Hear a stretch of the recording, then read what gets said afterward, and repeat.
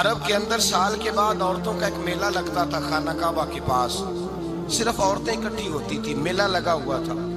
ایک تورات جاننے والا یہودی عالم بھی آیا ہوا تھا، وہ بیویوں کے مجمع پہ نظر ڈال کے کہنے لگا، بیویوں مرد کا کام تو کوئی نہیں عورتوں کے مجمع میں بات کرنا، لیکن میں تمہیں ایک پیغام دینے لگا ہوں، اللہ کے آخری رسول جو مکے میں پیدا ہونے والے ہیں ان کے آنے کا وقت قریب آ گیا ہے۔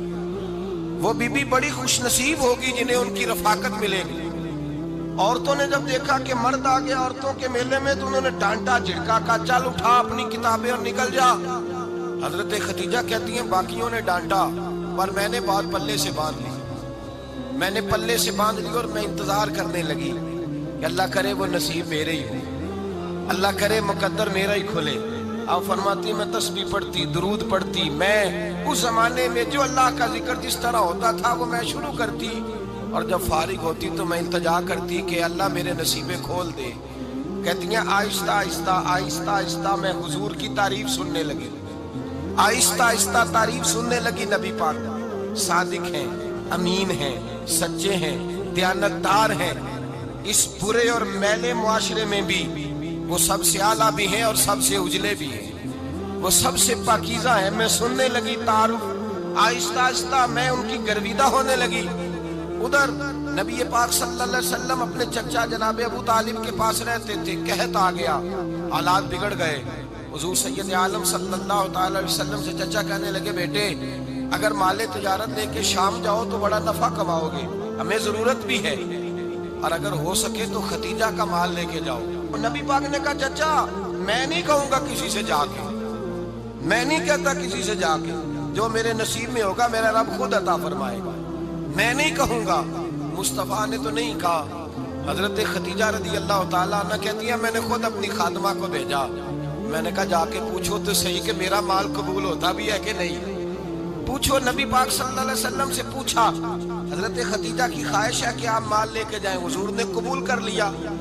جناب خدیجہ الکبریٰ رضی اللہ تعالیٰ عنہ کے غلام تھے، میسرہ ان کا نام تھا، جناب خدیجہ نے ان کو ساتھ بھیجا، فرمایا ایک تین باتیں ارشاد فرمائی۔ ایک تو فرمایا سارا رستہ غور سے دیکھنا میرے نبی کے ساتھ کیا معاملات درپیش ہوتے ہیں، ابھی اعلان نبوت نہیں کیا، فرمایا ذرا غور کرنا، میرے مصطفیٰ کا مطالعہ کرنا اور مجھے واپس آ کے سبق سنانا، وہ جو تم نے چہرہ بددعا کی تلاوت کی ہو ذرا مجھے واپس آ کے سنانا، جنہاں نے دل پر جانی ڈٹھا ہو اکھیاں ہی تک لئیاں، تو ملے ہوں تے ساجن ملیا ہوں ناساں لگ پئیاں، ذرا جا کے نا تلاوت کرنا اور مجھے دکھ۔ اور دوسرا فرمایا تم میرے غلام ہو تو مصطفیٰ کے بھی غلام بن کے رہنا، میں سنتی ہوں کہ کردار کے، افکار کی، نظریات کی، عظمت کے بلند و بالا، وہ جیسے کہیں ویسے کرنا۔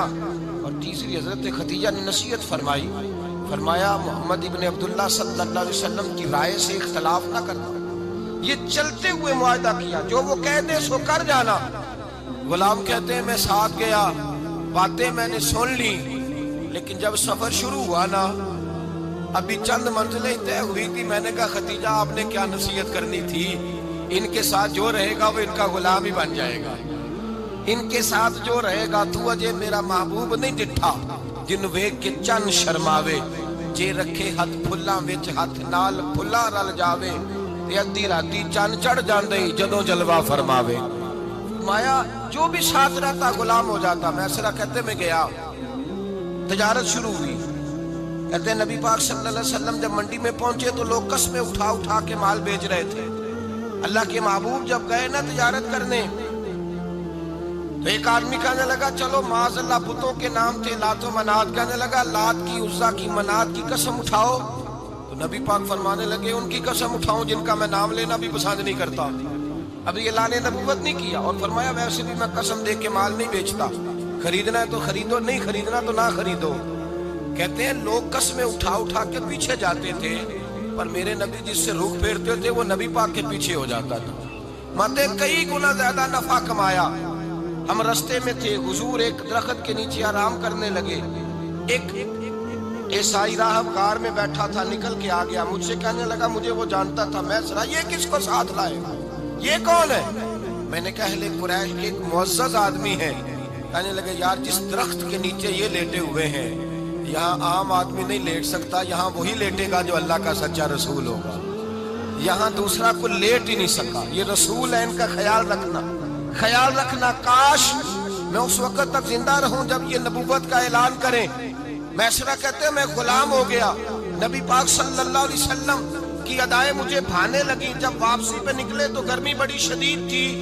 فرماتے ہیں جب دھوپ تیز ہوتی تو بادل کا سایہ آ کے حضور پہ سایہ کر دیتا.